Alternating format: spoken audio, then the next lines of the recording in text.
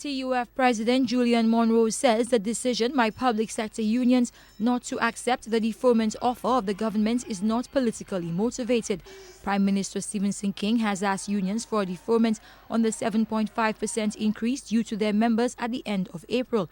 It is an offer unions say their members have rejected. Monroe says that decision has nothing to do with political affiliations. I would be very disheartened to know that anybody in the leadership of any of the unions would use that position for parties and political gain. Okay, for me, I can speak for myself. I am not a member of any political party. I have no interest whatsoever in being a member of any of the political parties in St. Lucia. I have my views on politics in St. Lucia, and it's not kind to any of the political parties. On Tuesday, the Prime Minister and members of his cabinet, including Labour Minister Edmond Estefan, met with the National Workers' Union and the General Dock Workers' Union. The Prime Minister's spokesman, Winston Springer, says that meeting was very productive. In fact, Springer and the NWU say both parties were open to negotiation.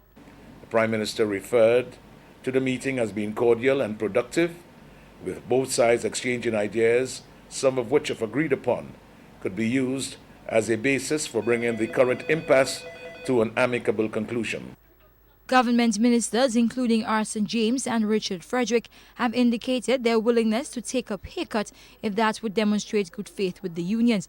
It is not an offer Monroe accepts. He says the government needs to do more. A 15% cut for a minister might be the salary of some public servants.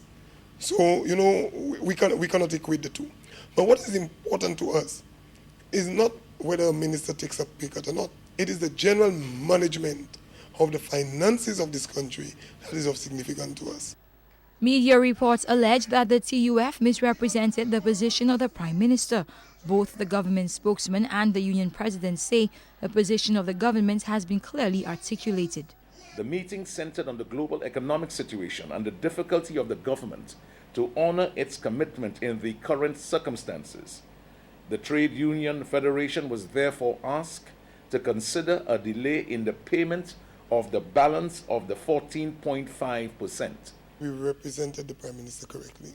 In fact, at the meeting, I told the teachers that I would not even express an opinion on the message, that I was simply the messenger, and I delivered the message as it was given to me.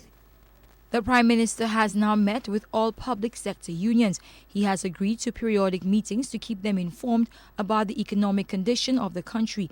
Prime Minister King is also expected to address the nation Wednesday evening. Carmi Joseph, HTS News, Channel 4.